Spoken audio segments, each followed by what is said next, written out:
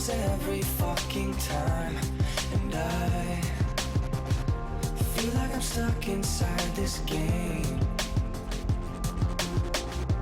Nothing's changed and I still play. When the lightning strikes, I need you more than the sky it lights. For one more time I would give my life. Come on baby, take it away. And when the thunder hits, it feels like every time I touch your lips, you got me feeling like I don't exist. Until I make you mine. Until I make you mine.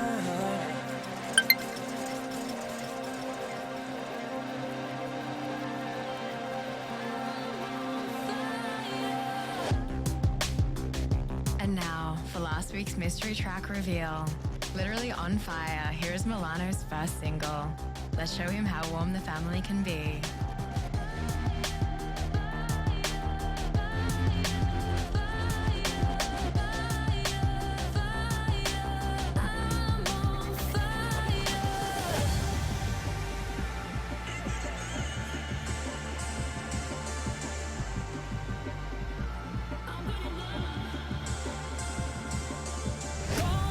Just like you never broke my heart, like you never said the words to worlds never further apart.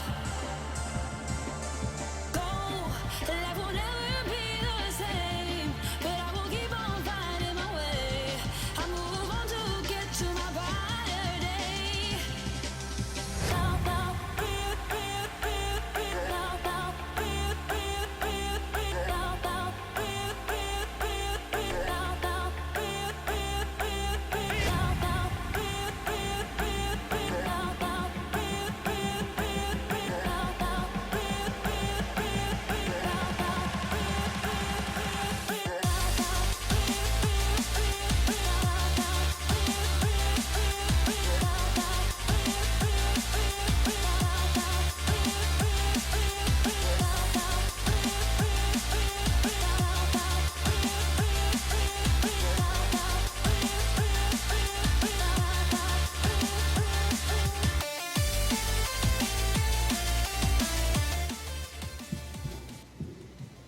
Good evening, guys. Welcome back to the Collegiate Star League. This is our first episode of the Quad, featuring Counter-Strike Global Offensive. I am here with Will. Please introduce yourself. Actually, I'll go ahead and just give a quick rundown, then we'll just introduce ourselves. We're just going to kind of recap, the beginning of the first season.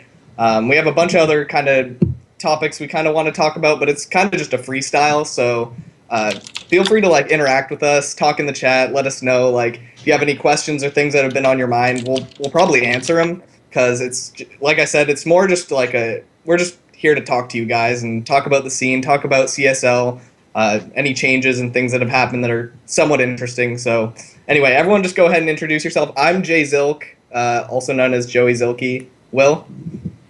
Hey guys, my name is Will, also known as What's Wrong in-game name. I'm a caster for CSL, but I also play for UCLA Blue.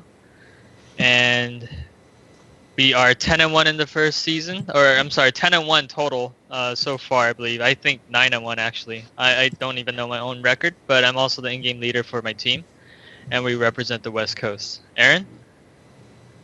Hey guys, I'm Aaron Chai. I go under the alias Chai. I am the CSGO CSULB coordinator, CSULB for Cal State Long Beach, and we are currently, I think, 4-5. All right, go ahead, Peter. All right, hey, I'm Peter. I'm NYU's coordinator and player. I think we're 10-1 also, I think. Something like that. And yeah. Sweet. Yeah, so basically we're going to just,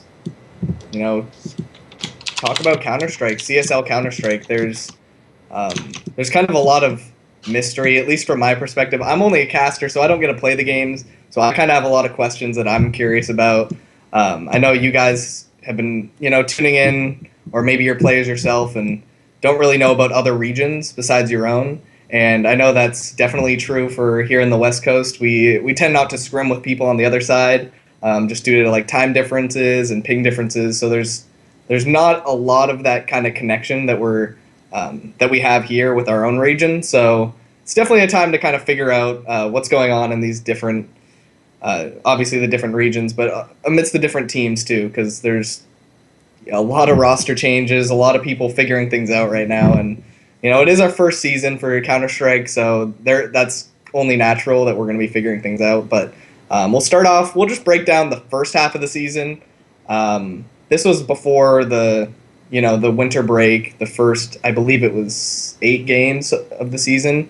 So let's start with Will. I know you guys went 7-1, I believe, in your division, and from what I've heard and what I've seen, it's the West Coast and the North Division that seem to be the most stacked. So, being 7-1 in one of the better regions, at least that's the bias that I've come to understand. Whether it's true or not, we'll talk about more. But how did you feel with that first half of the season, and what did your team go through to have to be that successful? Yeah, well, the interesting thing about CSL is the first season, and on top of that, it's, I guess, the second inaugural kind of collegiate CS season, because NCSPA kind of hit it off, but then you have a lot of teams that you've never seen before, including UCLA. I know UCLA, we were trying to scrap up a team last year, but we were unable to do that. So when we came in this year, we heard about all these teams, CSGLB. We heard about USC's team, but there were so many other teams that we actually didn't get to play against. So we hadn't scrimmed against anyone. We kind of came in dry. We just knew that our division was going to be extremely strong, just because the first article of the season was featuring CSGLB Senpai Squad. Then we knew USC was strong. We heard that the Tritons did well the year before, and then SDSU, I think in the first power rankings, however inaccurate or controversial it may have been, they were ranked number 1 on that as well. So it was pretty tough, but with practice we found the right players. And like you said before, I know before the podcast you were just saying it's kind of a shot in the dark, just see what kind of players you could scrap up, because it's the first year for CSL, and CSGO, the collegiate scene, is still kind of new. There's not much money being funneled in. So it's just whoever you can scrap up, and we found the right players. Fair enough. And yeah, we'll throw it over to the Senpai Squad. You guys were 4-3 in the first half, Yeah. I believe, and so you were about third in your division, and you guys kind of represented the other side. Were you actually in the same division? I'm trying to. I was in the up right same division. You were? With Okay. UCLA, yeah. Okay, cool. So what was your experience then? Obviously, maybe not as successful, but that doesn't really say much.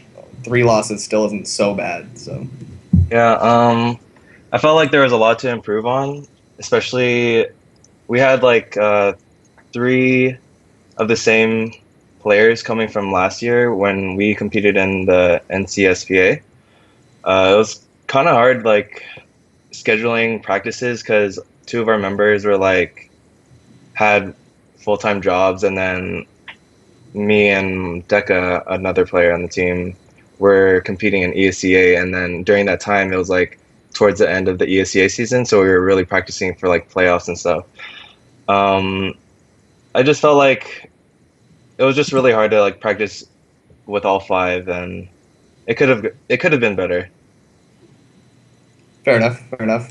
Yeah, and that's kind of goes hand in hand with what Will said about the kind of figuring out kinks, and there's so many various factors that it's hard to be perfect, and obviously no team is perfect, considering it's a collegiate division, but obviously everyone wants to play the best Counter-Strike possible, and so for that reason you're trying to find teammates that are consistent and reliable, and sometimes that can be easier said than done. All right, we'll throw it over to our boy from NYU.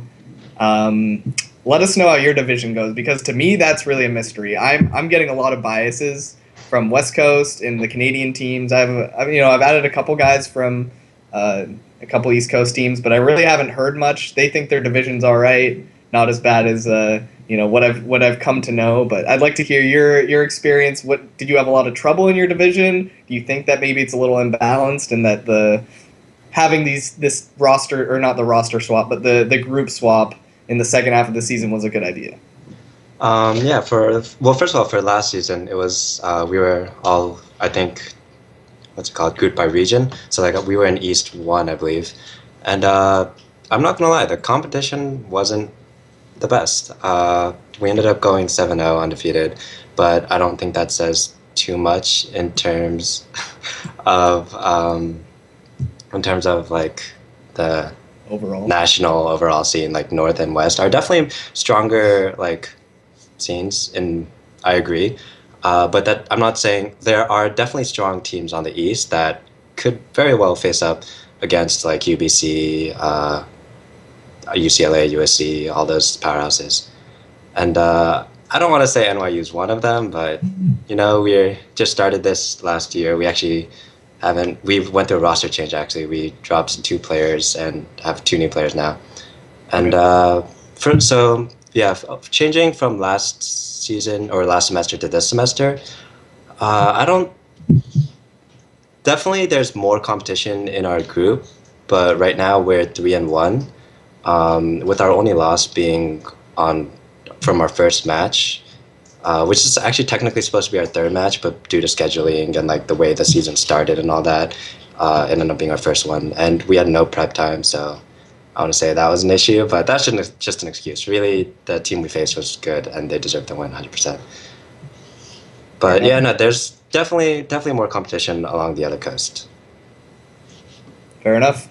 It's good to know that the rumors were true in this case. I mean, it's interesting. I'm kind of looking through the stats right now from the first season, and so I kind of want to just kind of maybe go over the top teams. Obviously, we have USC and UCLA from the West Coast, each going 6-1. Those are two powerhouses we know a lot about. Will, maybe you can chime in a little bit about competition with USC before I move on.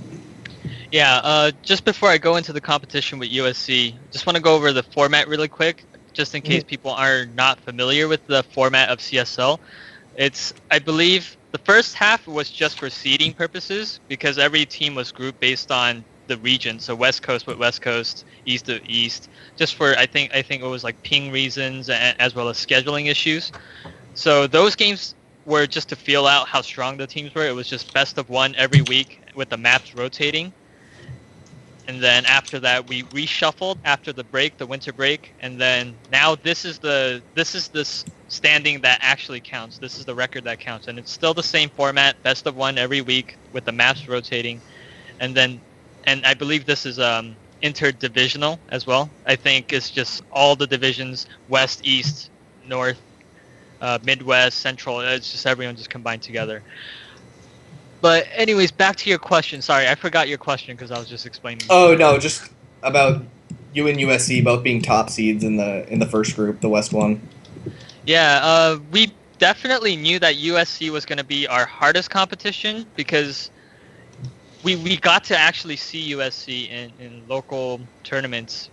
I don't know how the infrastructure is in the East Coast, but part of the reason why West Coast has such strong competition is just because the esports scene, the infrastructure-wise, is just it's just so much more developed, not just in Counter-Strike, but in like League of Legends as well. But for Counter-Strike, I know that I think Long Beach held a LAN where it was like Long Beach. I think UCI was there. I think a couple of teams from USC was there. Correct me if I'm wrong, but there was a LAN where it was featuring a bunch of West Coast teams. On top of that, there was, I think, there's the esports arena where it's like a collegiate coliseum. Basically, there's a bunch of things that are there are a bunch of events that feature all these West Coast teams. So USC had a ton of experience in playing in those, and I think they had the same 4 or 5-man roster from last quarter or last year. So we knew they were going to be tough. Unfortunately for us, the week that we played them, it was on overpass, and kind of like what happened to Peter. It was like a lack of practice. Again, a bunch of excuses, but they outplayed us in that week. But an interesting thing to note, because both USC and UCLA Blue were both 9-1 across both seasons right now. USC have been less consistent. When they're on, they're on. These players, when they're firing on all cylinders, you can't beat them. But then it's hard to find them when they're consistent because we took our score line was 13-16, so it was very close. Then you saw the quadro overtime against SJSU, Yeah. another close game. You saw USC versus Tritons, that went to double overtime, and then they actually lost to UCI. So you have 4 games that went super close, and it shouldn't have. On paper, it looks like USC should have dominated like at least 3 of those teams completely. On the other hand, for us, besides that one loss, no team has gotten double digits on us. So all of our victories have been 16-9 or better. So we've been more consistent, and I think USC is a little bit more streaky. And on that day, they just played better than we did. Cool. All right, AJ, I'm sure you got to play against both these teams, as far as I understand. So you had a little bit of experience. Obviously, a pretty stacked division, as we kind of talked about. So maybe you want to go over what do you agree with his sentiments on the inconsistency maybe of USC? Yeah, I was surprised that they lost to UCI because Yeah. we like demolished them. So I Okay. thought that would be an easy win.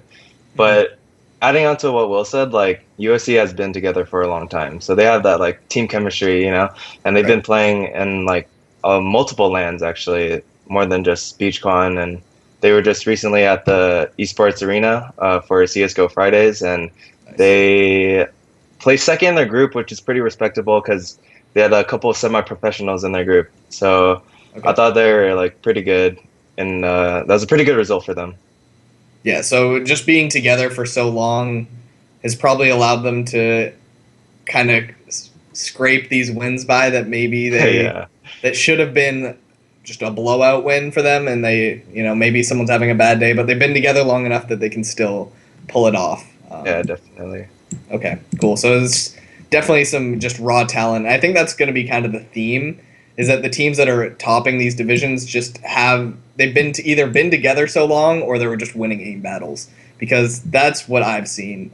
Some teams don't even strategize at all. Often they'll just smoke execute, do a couple pop flashes, and push a site together. Have one guy watching the rotate, lurking, getting a couple frags that way. Usually their clutch player, their best aimer is going to be on that lurk roll, just assuring the fact that they're not going to get flanked, and that seems to be the common theme from what I've seen. Unless they're 2 really close teams, then it becomes kind of a brawl. But more often than not, it's kind of tends to be a blowout from what I've seen. So anyway, we'll move on. There's a lot of divisions to cover, so maybe we'll just cover the teams that really stand out. I know UCSC has been, SJSU as well, have both been catching people's eyes. I don't know how UCSC has done actually on the second half of this season, but I know SJSU is still up there as well.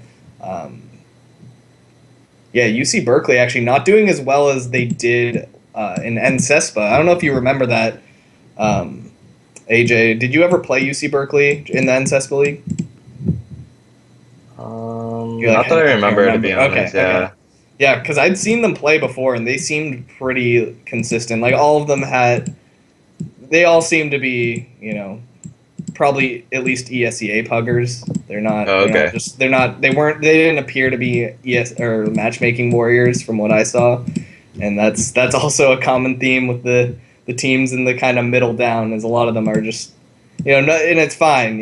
Matchmaking's fine. That's a fun way to play Counter-Strike. No discredit to that. I do it all the time for fun with friends, and but you're not going to learn a lot. You're not going to learn any team play. You're just going to learn how can I individually manipulate this team and sneak behind the smoke and get a spray down, which is all good. But that's why we're seeing the top teams, right? They tend to be the ones with a lot more synergy and strategy, and at least a little bit of what's the word for it? But yeah, at least a little bit of strategy overall. And so yeah, anyway, we'll move on. What about the Matthew McConaughey fan club from the Midwest? I know they got an article on CSL, and I don't know if they're as good, but do you guys know anything about them? I've never seen them play. I have no clue. Okay. No idea. I feel like they're just known for their like team name, the Matthew McConaughey fans. It's just so ridiculous. Yeah. You can't forget it. I mean, it's interesting because there was an article done about them without them really having practiced at all, and I think roster-wise, they just like went around, used every player like twice or something like that, and despite the hype around them, I guess the unknown around them, they dropped a game, in the second half, and we're gonna see that pretty consistently with all kind of like the feature teams. Georgia Tech was considered one of the East powerhouses, right? I guess I think like the three East powerhouses that I think of are Ohio State, um, New York, and then Georgia Tech. I think that those three were on everyone's minds. And interestingly enough, two of those teams have dropped and then dropped the game, and Matthew McConaughey, that went 6-0 in their first half, also dropped the game. So it's just interesting to see how when the divisions get mixed up, I don't know what the reason for their losses. Maybe they didn't have a main player or something like that. But then in the end, a loss is a loss, and you have to look at it that way. So we don't have much information on Matthew McConaughey, but the team that they lost to, it's like it just tells me that Matthew McConaughey had an easy group, but then I don't know. I don't want to say that. Yeah, I don't want to jump to Are, conclusions. are you talking about the loss to UCSB? UCSB, yeah. Okay, so I'm not Yeah, gonna talk smack I'm. on UCSB, but we played them and it was bad. It was like really, really one-sided. I'm talking it was like 16-0 level one-sided. Okay, so the fact that Matthew McConaughey lost to UCSB, even if they didn't have their best player, which is like the rumor, right? You shouldn't be losing to a team that went maybe like 2-5 in the first half. Yeah, I get what you're saying. Like, I mean, if you see like in the roster, you can see like they're like an 8-man roster, and they've all played a game. So it's like a mixed five every time they play. Yeah. Interesting. Okay, fair enough. Fair enough. So we'll move on from the Midwest Division. I did kind of skimp over the Western Legends because they were 7-0 during the first half of the season. I know there's a lot of people that are kind of afraid of them, but I'm not even looking at the results. We'll just stick to the first half of the season. What was your experience, or what was your guys's? Maybe we'll allow Peter to chime in. I don't know if you know anything about the team. Otherwise, you can skip over it. But Yeah, for Western Legends, actually, I think we scrimmed them once on Inferno, I think, somewhere in like way back when we first started playing together, like within like a month of formation, and they were pretty solid team. They have the fundamentals down for sure. Although I think they were mostly going for picks that game, but that was a while back, and I think with the amount of time that's passed since then, I think they've only gotten much better. okay, So yeah. so definitely still a threat.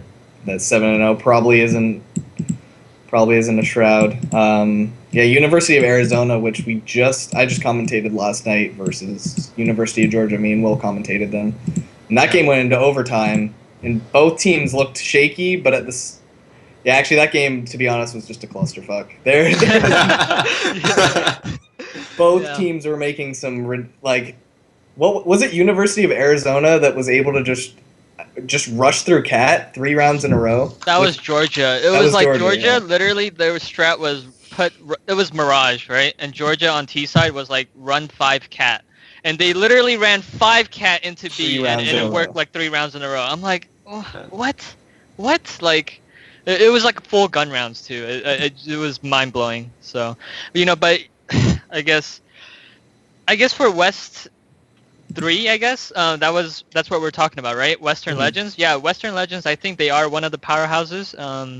They are decent. We scrimmed them as well. It didn't. It kind of like went away in the middle of the scrim just because we were using Pop Flash, and Pop Flash kind of pooped on us. But they were decent from what we could see. So in the West 1, 2, and 3 for the first half, I think the powerhouses would be USC, UCLA, SJSU, and Western Legends. I think those 4 teams in the West Division are going to be the teams to look out for. For sure. Cool. All right, let's move on to the East. This is Peter. This is where you're gonna, get to use those vocal cords a little bit more, as we have pretty much no idea what's going on. Obviously, starting in the East 1 Division, Ohio State, huge threat. Everyone knows they're good. And then Carnegie Mellon with a 6-1. So that from there on, it's we could talk about the other teams, but Ohio State just stands out far and way too far from the other teams. So I don't know if you want to talk about that a little bit. Yeah, I mean we and Ohio, like we have a kind of a rivalry. Like, don't know if you can call it that. We're all good friends, but we like to play against each other a bit. Yeah. And yeah, they're a strong team. I think mostly they have 2 really strong players, and they have a third pretty good player. I think. I think he's like 15 R-dubs on the SCA, which doesn't mean everything, obviously, but it's still like a testament to his skill. And then the other two, I think, were just people they could find. No offense, but yeah, like they're a strong team. I we actually did play a best of three show match. I think you guys casted it actually, which was a lot. That was fun. That was a while back, but Yeah, so they're Yeah, definitely one of those teams that you guys look forward to playing and have a hard time. Like there's a lot more mind games that you have to play against them than the rest of the teams in your division, or from your experience. they're one of the stronger teams on the East. Carnegie Mellon, I think, is also another strong team. Although I think that's only because they have like one really good player who I think drops like 50 bombs in games or something. That's Okay. what I've heard. That's what I've heard. I don't know if that's true. But yeah, besides that, East 1, I don't even know who was in East 1, honestly, or East 2. Yeah, there's like Drexel, Pennsylvania, Princeton. Who did Drexel, I not- think, I'm friends with their coordinator, actually. I think they dropped out or gave up pretty much. Okay. But yeah, and then I think UMCP, I don't know how good they are, actually. Okay. But, Yeah, we did. I actually commentated that with our producer Daniel. So they're actually pretty decent, to be honest. It's just hard to tell because the game was kind of a blowout. So it's really hard to say whether they. so they're not decent. Yeah. No, Well. I'm kidding. No, I actually believe they won. Unless I'm Oh, they incorrect. won. Yeah, no, blowout for them. Like they just Okay. blew the other team out, and now I'm questioning myself. Anyway, it doesn't matter.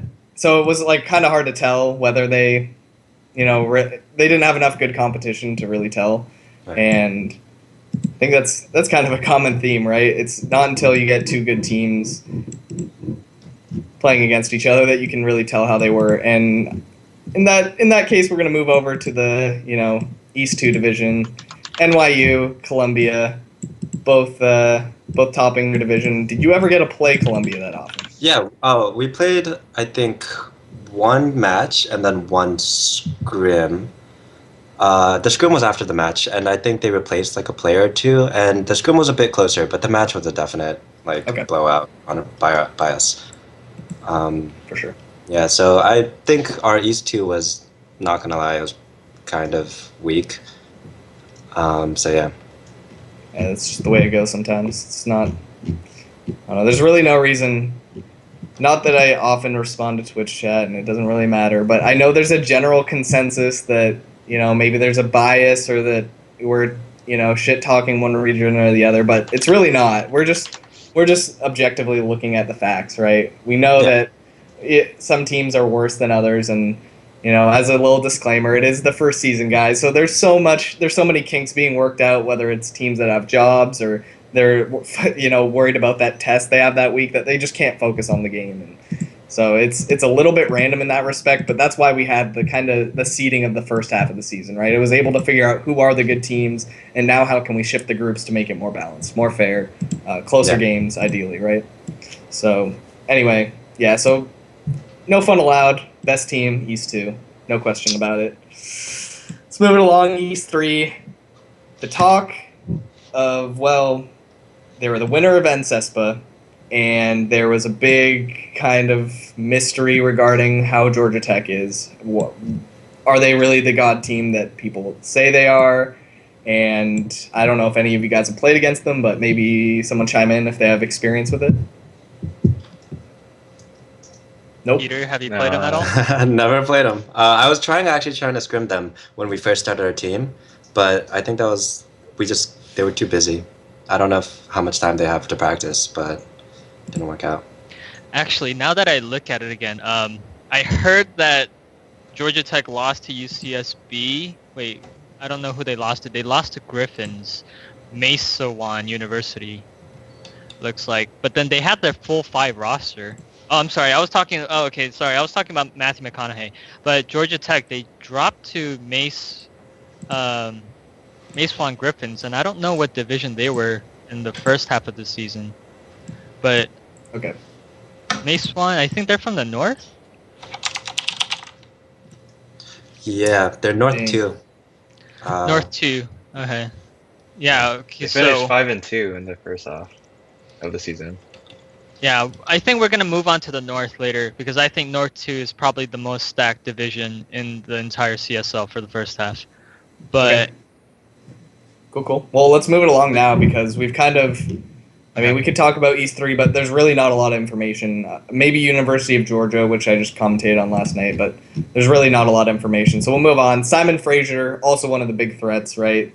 People, well, at least on paper, 7-0. They look pretty good on the games I've watched. So yeah, someone chime in if they have anything to say. Yeah, I mean, I'm sure all of us have scrimmed them, or at least I know UCLA did, and we have Yeah. for sure. And they are definitely a strong team. I used to play a lot of 10-mans with, I think, what's his name, Zergi and Uga Buga, and they're always like, not top, but like definitely some of the better players in the servers. yeah, you're right. We definitely did scrim them. The first half, they destroyed us in a lot of scrims. We scrimmed them multiple times on different maps, and continuously they would demolish us. But then the second half, they're not looking as strong as they were in the first half. So the 7-0, because in the first half, I would have said Simon Fraser is probably top 3 in the nation. They were probably going to make it to the finals. This half of the season, not so much. They're not looking as clean. They're not looking as crisp. And on top of that, other teams are getting better too. Other teams are making roster changes. Other teams are practicing more. So I think other teams have caught up. On top of that, they've kind of let go of the gas pedal a little bit. So, but I mean, they're still a strong team. They're still definitely probably a top 10 team, but they're not looking as clean as they did in the first half. Cool. All right, let's move it along. This is kind of a mystery team to me. I was able to commentate the Polytechnic University of Montreal. They were 7-0 during the first half, and I didn't even get to see them until the second half of the season and commentate them for the first time. So they definitely looked clean to me. At the same time, there was some aspects that seemed rough around the edges. One of their players not performing too well on the server, but I mean that can always be expected, right? There's always someone having an off day, and that's generally all right. But I know they're this division, the North 2, right? This is the one we all pretty much agree is one of the most stacked ones, along with Waterloo, Makawan.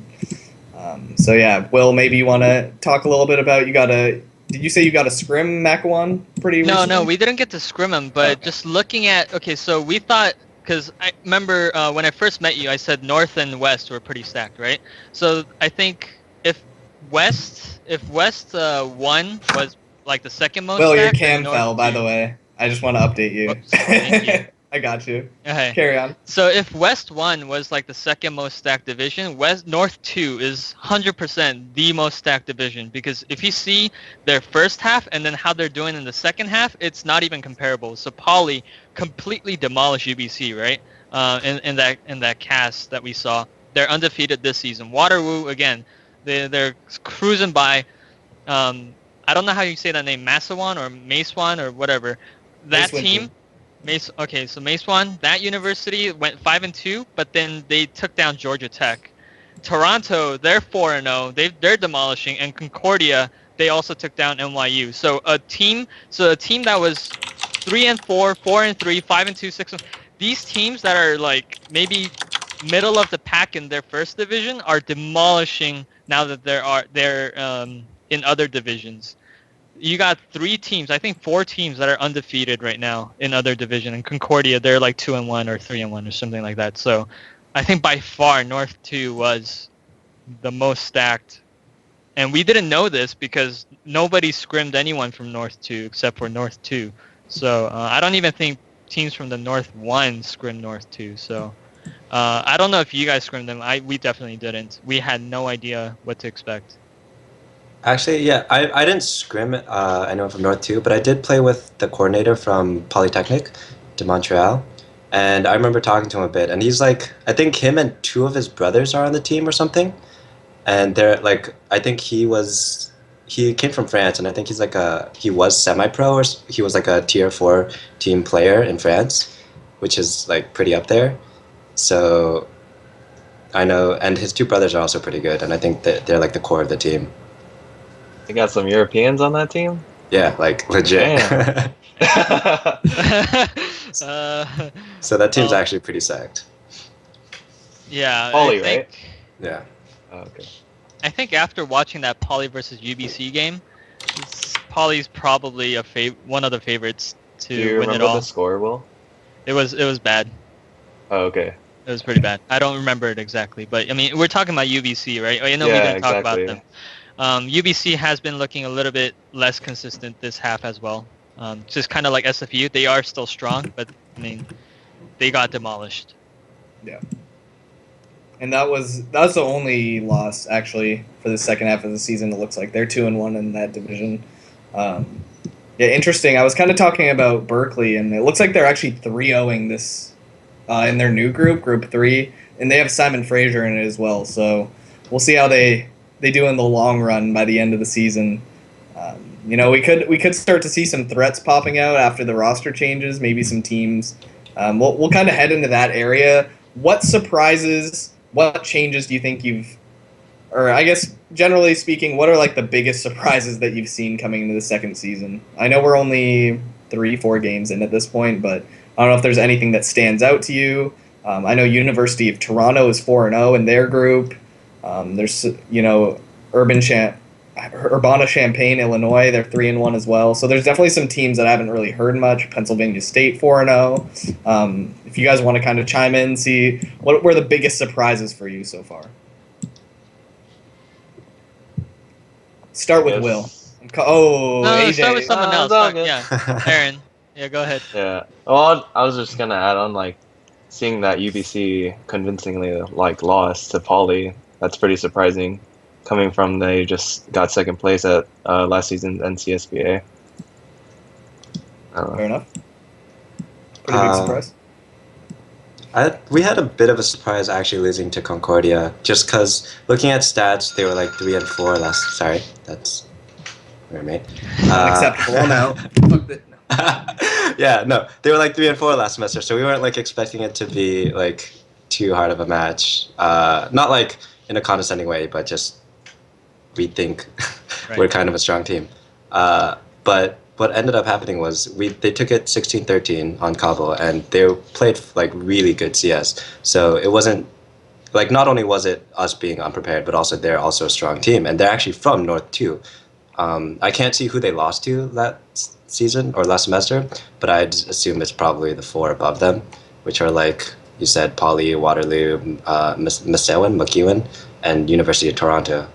And like saying like University of Toronto was like 4-0, they were 4-3 last season, so it was a very stacked group. Fair enough. Yeah, I'm gonna share the sentiment of these two guys, which is the North 2. Just how strong they came off as, especially because we had no idea what North 2 was like. But then I know a lot of teams in the second half, winter break does this to teams where either people lose motivation, you just get roster changes. CSULB had a roster change. We had a roster change. I think NYU had a roster change as well. So winter break just does that to teams, and it just mixes up the atmosphere of the collegiate league. And I know SJSU, they went to quadra overtime with USC. I know SJSU's new roster is going to be one of the powerhouses. Poly, like you guys said, and unsurprisingly, a lot of the undefeated teams in the first half are not going to be a big threat, I don't think. So Madison, University of Wisconsin, went 7-0 in the first half. I don't think they're going to do well this season. I don't even know if they're going to make playoffs. And then you have Matthew McConaughey that went 6-0. I don't know if they're gonna do well either. Even if they make playoffs, I don't know if they're gonna make it past like the groups in playoffs. However, the format is gonna be there. And then Georgia Tech too, dropping a game to Mesawan. Just a lot of 7 undefeated teams showing tons of weakness in the second half. Fair enough. Yeah, definitely. There's definitely a lot of things that are kind of a toss-up right now, and I think that'll kind of lead into the next one. What's it like for you guys? And I'm genuinely curious about this one because I have no idea. What's it like behind the scenes, whether it's, trying to organize these games, trying to find players to play with, trying to be organized in general, and because just sometimes calling strats can be hard, and it might be even worse for your team than just playing a default and going for picks. And I've seen that very often. So what's it like we'll start with Will and we'll just kind of go clockwise. What's it like for you, Will, specifically being an IGL and trying to get people to work together? It's actually ridiculously difficult. I mean, you have personality class. Okay, first off, scheduling. I'm not the coordinator. Someone else on my team is Ryan. He coordinates the scrims and the matches. So that itself I don't deal with, but it takes up a lot of your time because you're constantly in contact, and then you have to find out your entire team schedule and then reflect that with the opposing team. So finding scrims with the similar skill it's just a nightmare. On top of that, you have personality clashes, right? You have players that play full pug, full retard, I guess you could say. The 13 RWS like pug masters or whatever, 14 RWs, and then they come into team setting and they're like chasing frags, and you're just like, dude, you can't be doing this in like an actual like practice. Yeah. So you have massive personality clashes, and then you have some people that I know some teams have like 5 players that are like kind of like alpha males, right? And everyone wants to make the shot. They don't agree with the in-game leader. Fortunately, I don't have this problem. My team trusts me to make the calls, but then still you have that you still have that clash. You still have scheduling conflicts where people can't make scrims, people can't make practices, and that creates tension. When you lose matches, when you lose rounds that you shouldn't be losing, when you like lose eco rounds, that's like the worst feeling in the world. And it's just like sometimes you just want to tell your players like, "Yo, you shouldn't be doing this." I know, Aaron. You were streaming the game when we played against you, and I could tell on your face like you had, your like bottom players. You just like, dude, you want to tell them what to do, but you don't want to be mean at the same time because they're your teammates. You have to like select your words You have carefully. to select your words. It makes it really tough for games and practices. Yeah, I've only tried to IGL and a couple ESEA teams, and that's hard in and of itself. Just even people right? Like, actually, especially with people because you want to be. It's hard to be constructive with so few words and so little time, because generally you're doing that within that 15 seconds of buy time, right? Like, Yeah. All right, guys, hey, next time you're lurking lower ton, please like peek mid for us because we got completely flanked. You were just sitting in lower ton watching upper, and you didn't do anything for us on that lurk, right? It's hard to say things like that in a small period of time, so I totally empathize with that. Let's head over to Peter. What's your experience? I don't know actually what your position is on the team, if you're IGL or otherwise. I'm actually I'm actually coordinator and you're entry coordinator, frag okay. and entry frag Okay. for NYU. Cool. So as coordinator, it's honestly it's rough. Like even right now, we're in like 4 leagues right now, like 3 college leagues and then ESEA, and just trying to schedule all that is such a hassle because everyone obviously has their own lives, and some people prefer weekdays, some people prefer weekends, and I'm so stressed out by it. But playing on the team is like it's definitely hard to in-game lead. Like I'm not in-game leader, but I'm really good friends with the in-game leader, and we talk all the time. And he's always complaining about how dumb I am, because I'm the entry fragger. So literally, I'm like what's I think you were probably talking about Savage Will when you were like mentioning like the pug god or whatever. I'm not It's like gonna mention any names. no names, okay. But I'm like the aggressive, like just want to take aim duels all the time, just aim at people to kind of player. I'm not very smart about the game. No So, think, just shoot. exactly. But no, and but he's definitely like, honestly, I think our in-game leader is probably one of the best in CSL. Like I know that's like big words, but for T side at least, I don't know. CT side not so much. But like for T side, like he has some of the best mid round calling I've seen. Like, and if like we're losing T rounds, it's because we are missing shots or like the other team is landing like insane shots, and it's never like him making the bad call. But sorry, I think that was a bit irrelevant. No. It's super interesting because it was even an open question. I'm just curious what your guys' individual experience, and we'll head into Aaron. What's your role, and maybe talk to us about what you've seen, challenges, struggles, positive influences, etc. So yeah, I'm IGL, and for everyone that wants to learn CS:GO and play in an organized team, don't ever disrespect your IGL. Because it is like the most annoying thing in the world when you're calling a strat and then you see your whole team like not doing it. So it's just like, why are you gonna make this guy create all this stuff for like a roster of 5, right? Yeah. You want your full 5 players to do what you want to do, and then if you see just one guy not doing that, it's so like disheartening. You know, you're just like, why aren't you guys listening to me? Like, I put a lot of time and effort like creating these strats, and you guys aren't doing it.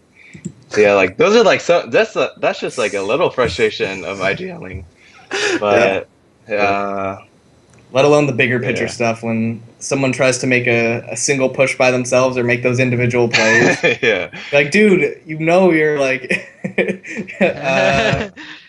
I swear I saw an opening. I thought there was just one cat. I He swear. was reloading, dude. I swear. Like, Yeah. I had to I peek him. I pop flashed him. How'd he get me? he was flashed. He was so flashed! blind. Yeah. It was through the smoke, I swear. You go watch the demo, you walked through the smoke. Like, it was through the smoke! Oh no! Yeah. They're insane! But yeah. For sure. That's kind of the struggles too, and probably what makes it very frustrating for a lot of people, and maybe why there's a lot of those roster changes, right? Whether you're the one getting, and that's actually my experience. I subbed for, I'm not going to say the team name, probably best to stay that way, but I subbed for a scrim for one of the CSL teams. Keep in mind, this is a scrim. We're playing on SIVO, and the communication was terrible. Like, they were falling apart, people getting mad at each other, and I honestly, their IGL kept them together. I think that was the reason. He would just talk over people often and just be like, all right, this is what we're doing this round. And they adapted and they won the scrim. The other team gave up. So it was, but that was them winning. Like, and I think that's probably very common for a lot of teams is that they don't really know how to communicate effectively, and having a good IGL that can bring people together, because there's always going to be arguing no matter what, right? If you lose a round, you're going to argue about why you did it. So being able to kind of wrangle people up, make sure that we just move on to the next round. All right, guys, let's just Tech 9, play passive, or like just rush cat, just get this round over with, whatever, is super important and really hard to do. And not offending people while you're at it, right? It's very easy to just put your teammates on tilt, and that's kind of what I've noticed. So if that's what's happening on a scrim when people are winning, I can't imagine what's happening with maybe some of these teams that aren't as experienced and are figuring this out for the first time. So kind of goes hand in hand with your guys' the IGLing and such. But we'll move on. I'm genuinely curious about this. I'm graduated from San Jose State, so I'm no longer on campus. But when I was there, it was kind of growing-ish. There was a couple LANs you could go to. San Jose is great as far as the infrastructure. There's a lot of like LAN centers you could, go meet new people and talk to. But the college stuff was nothing. Like, it didn't exist. And so I'm curious, like, what's your experiences, and have you been seeing anything on campus, or is it mostly LANs and online where you're getting this semi-high level, or at least, intermediate level experience playing CS? Anyone. I'll pick someone. Aaron, start us off, baby. All right, so from the beginning, there was my junior year of CSUB, so there was like zero presence of CS:GO. Like, it was 100% League of Legends, and everyone, all their colleges have League of Legends, but no CS:GO. So I definitely felt like I wanted to start something, start a team, because I saw that, oh wow, there's collegiate leagues for League of Legends. Why isn't there one for CS:GO? And so yeah, I just went to my esports club, and we were in talks of just creating this CS:GO community, and now it's the largest active community within CSUB esports. Oh yeah. So, yeah. That's awesome. How long did that take to form? It was pretty fast. I think within 4 months we started advertising yo, we're having CS:GO now, we're gonna start making a team, and we got a lot of active members interested. So yeah. Cool. Did you have to do traditional tryouts, or was it tryouts in the club or online, or how did that work out for you? Yeah, so first our tryouts were throw these guys in a couple 10-mans, see how they do, like listen to their comms and see how the individual skill, of course. And yeah, we like did that with it like during a week, and then we selected like the players and like branched them out to the different divisions. Okay. So did it stand out to you? Was it pretty obvious which players, like within a Yeah. couple rounds or a game or two, you could tell right away that these were the ones you want on the main team? Yeah, definitely. Like I could see, and like also like you could see the motivation in some of the players. Like, yeah, like that's who I want on my team. Someone who's motivated, like really wanting to learn how to play the game and stuff. And really care, yeah. Yeah. That's huge. All right, we'll throw it over to Will. What's your experience? Same question. Let us know what it's like forming a team and all the esports stuff. Yeah, it's pretty much kind of like the same experience, especially because Riot Games is literally, they used to be right here, just maybe like 5-10 minutes away. So the league scene was absolutely huge. I know USC, their league scene, I don't know what happened to their league scene, but it was all league. And when I tried to form a team for CSGO, the club didn't exist. It was just non-existent. The Facebook group had like 30 people. It was just non-existent. So when I tried last year, USC invited us, and I was like, dude, we'll get stomped. Like, all I have are like 4 MGEs, like Master Guardians. There's no way. And then this year, I founded the CSGO club, and we recruited. We went on campus. We passed out flyers, and finally we found, all these hidden global elites that, we never knew they existed, and they never knew we existed. So fortunately we found the right 5. Was that what was that hard? Like what was the marketing tactic that worked? Was it just the flyers or social media? We were just on like the pathways where people go to class. We were just there, and we just handed out flyers, and people were like, "Hey," we had guys like in Cloud9 shirts just to like make sure Draw that people are looking for us. Yeah, and we're nerds, so we don't care if we're embarrassed. We're just saying, "Hey, Counter-Strike Club," whatever, and people came up to us. They signed up, and eventually we found the players that we needed. But yeah, the CS:GO scene definitely was non-existent, especially because Valve doesn't care about CS:GO. They don't pour anything into the collegiate scene, so it's harder than all the other games, I think. Definitely, yeah. That's cool that you made that work, because I think that's a big thing that discourages a lot of people right off the bat trying to form a scene, especially if you're the one trying to form it, is that you get nothing. No one's reciprocating, and maybe you only have a couple guys that really get your attention or that are interested at all. So it's cool that you use the flyer thing, and we could talk about Valve another day, but that's a whole different beast. We'll just skip that one. They're great company though. We love you, Valve. Yeah. We'll move it on to you, Peter. Let us know. You're coordinator, right? So that means you probably were one of the main initiators of the team, I'm gonna guess. Yeah, no, actually, there was no team before I started it. This is also my first experience with competitive CS:GO. I only MM before that, and yeah, so there was a Facebook group for it actually, within the NYU network, but it had 20 members or something at the time, and it was dead. Nobody posted. So I got in there and I started posting and started trying to get people in and advertise whatever, and ended up finding enough people for tryouts to have an actual team, which was really hard. It took a long time, but it was worth it because now we have what we have now.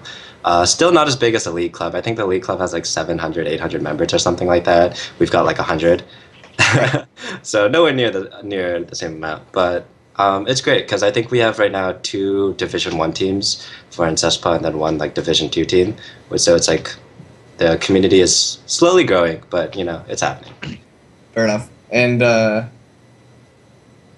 anyway, I had a thought. I'm going to forget about it. Move it along. Let's head into, got a couple more things we want to talk about. We're going to get towards rounding down the stream. This is a question. It's interesting because it's very open, but I'm going to change my original notes. The CSL meta is hard to describe because there's no consistent meta, in my opinion. It really is play to your team, to the other team's weaknesses, right? It's, oh, do they have a weak B site? Let's push that site. Are they just playing picks? Then let's rush them and rush them down at mid. Just take mid control. Like, it seems to be just adapt to what they're doing wrong more than overarching meta where it's evolving and adapting. It seems to just be like, that's their weakness, let's exploit it. So maybe you guys can go in depth. I'm not a player. This is just from the, observing couch, just watching, sitting back, having a Mountain Dew, watching you guys play games. But that's what I've seen. And maybe you can go into it. We'll start with Will. Let me know what you think about the current meta here in CSL CSGO. Well, yeah, what you just described is basically how CS is supposed to be played, making the mid-round calls. You work pick quite often, and then you make the mid-round calls and you try to break into a site. But I think CSL, I think it's definitely T-sided, just because CT side requires a lot more coordination, and it's a lot easier to break into the weaker site. So if you have a player, most teams usually have like star players, right? You use those star players and you break into the weaker site. So you test out the sites, you see where they're holding their strongest players, and you go to the opposite side of that. And on top of that, I think when we were casting, I was just saying, on T side, it's a lot easier to execute just because you do the smokes, you do the flashes, you practiced it before, you go in. On CT side, you're reacting. Unless you're pushing, which is also kind of like a reaction, to be honest. You're reacting to what the T's are doing. So you have to get in the proper crossfires. You have to communicate, what's going down across the map, and that's a lot harder to do, especially when you don't have as much practice, and especially if especially if the terrorists do a good job of reading where the weaker side is. So I think the meta, it's definitely T-sided. You're gonna see a lot more T rounds. But then once you get to like the powerhouse teams, the really strong teams, I think you're going to see a lot more CT rounds. Cool. And I'm going to actually throw you another question. In 30 seconds or less, what do you think the current meta of professional Counter-Strike is at the highest level? What do you think that is? It's probably, I think it's more 50-50 now. I think we're over the super CT-sidedness of Fnatic and MVS or LDLC. We've been more T-sided. I think it's 50-50. Yeah, I think it's pretty Definitely. 50-50. Yeah. Just depends on the kind of team you are. Yeah. Yeah. Cool. All right, well, we got the current meta. Oh, yeah. Maybe you want to delve in there? I was just gonna say, I feel like Fnatic, they're like how they play now. It's totally kind of like a pug, because they just kind of get a pick, get a pick on one side and then they rush it. So it's just that's individual skill based kind of CS, where I think that's how CSL is. There's some teams with way better players than other teams, so then they're just gonna abuse that. Yep. And that's the punish game of Counter-Strike, right? Yeah. If you make one mistake, it can snowball if you're not able to adapt quickly. And that's what we're seeing. If you're just a slight skill gap, however small it may be, you find that one hole, that one weakness, it can just take on a life of its own. And that's Counter-Strike in a nutshell. It has probably one of the highest punish games in any of the esports in general, where these mistakes can be, pixel perfect mistakes, or it could just be a mistake that you personally made that maybe would have worked for someone else, but for you it didn't work, right? And that's why it's really actually hard, in my opinion, to tell someone what to do, because the decision making is so unique that someone could make a decision that's wrong to you, but to them it's worked, right? So for them it's something that they can make work, and they're able to hit that spray across long every time, right? Because they're just so good at spraying. And you're like, why'd you spray, dude? Just tap, burst that guy. What the fuck are you doing? Please. So it's very easy to piggyback on someone and kind of backseat Counter-Strike, as I like to say, and just sit there and be like, dude, what are you why are you doing that? Why are you making that play? But because for them, their skill set enables them to make that happen, and that's what makes it very unique and kind of hard to describe to people maybe that don't play the game at all, and what makes someone's play individual to them. But yeah, we'll head over to Peter. What's your opinion? CSL meta. Give us your overview. CSL meta. Honestly, I don't really have much to comment on because we just play our own game. our T side, like every T side map, we have a default that we go over that our IGL came up with, and every CT side we have a few. We usually have a few different setups, and that we just adapt to however the other team's playing. It's not really like our T side's a lot stronger because our IGL can control us better instead of like reacting to other teams. But I honestly can't say there's an actual meta. Okay. What about at the pro level? I know we At the all pro kind of level? we all Yeah. have the same idea. So I definitely agree. Like, actually, I think recently it's kind of shifted a little bit. Like, it was a lot really envious, fanatic, like the fluid aim pug style that just would you get a pick, you rush into a map, and like you saw Envious won like 3 tournaments in a row or 2 tournaments in a row or something like that, and then Fnatic just won like 4 in a row. And but I think right now you see like Navi is not doing as well right now, but Luminosity is doing pretty well. Yeah, Yeah, I was gonna Luminosity. Luminosity is say doing really well. Luminosity and Navi are. Yeah, and they're like a more like actual like game knowledge, like like actual like fundamental CS rather than like aim heavy kind of team, I think. And so I don't know. It seems like it's a little even going because we have Fnatic and Luminosity, like both top teams on 2 sides of the spectrum. It makes it kind of cool to watch games like that, in my opinion, because it seems as if it should just be an extreme shutout. If Fnatic gets rolling and they become confident, it's really hard to shut them down because they're gonna keep making dumb plays that work, and that's kind of Fnatic in a nutshell. They do the silverest shit, but they have the aim. They have such a consistent roster to back it up that it works for them. And then on the other end of the spectrum, the kind of LG and Navis that are very execute heavy, very fundamental CS, where we're gonna try and have as many of our men survive up until that last 30 seconds, and we're gonna execute. And LG less so of that stereotypical Navi wait to the last second. LG will execute in the first 20 seconds around sometimes, and it's usually calculated. It's usually, guys, Fnatic is always just throwing a smoke up at Cat and pushing up short. Like, why don't we just kill their short guy right away and execute on A? Like, they usually are doing it based on something, and that's really cool to see. I think LG is actually probably gonna, in my opinion, pave the way for the new meta evolving in Counter-Strike, which, I mean, if Fnatic can keep doing what they're doing right now, then they're not going to change it. But if any of their players has just a slightly off day, I think that can kind of cave in for them, in my opinion. So we'll have to see. We'll have to see going forward. I think that's probably going to end it. We've been online for an hour now, so pretty good for our first episode, in my opinion. We, like I said to you guys in chat at the beginning, we're just here having a conversation. This isn't scripted. We have some talking points, but that's it. We're just kind of talking about what's on our mind and things in general in CSL. So if you have any questions, give us a shout out. You can follow me on Twitter at JZilk. You can follow Collegiate Star League on Twitter as well at C Star League and C Star Collegiate CSGO. I hope I'm getting that right. Anyway, I'm going to get killed by Daniil for getting it wrong if I did. But and thanks to our sponsors, Twitch and Asus. They've been able to make this happen, this DreamHack LAN finals, and which is pretty crazy because I don't think any of these other games have been able to have that for their first season. And we've been blessed to have our lovely brother and sister games and League of Legends to make it kind of possible. They paved the way. So anyway, I'll let you guys give your shout outs and we'll close the stream. Go ahead. You go ahead, Oh. Peter. Yeah, I have to guide. Sorry, guys. Shout out to NYU. I'm used to this being like a real I know. life where we can all kind of like make eye contact. Shout out to my sponsors. We'll start with Aaron because I got his name wrong. I was calling him AJ. We just met today, so I've just been reading his name on Skype. I'm like, yeah, my boy AJ, But Aaron, go ahead and start us off. I just want to give a shout out to CSULB Esports. Without them, there would be no CSGO at CSULB.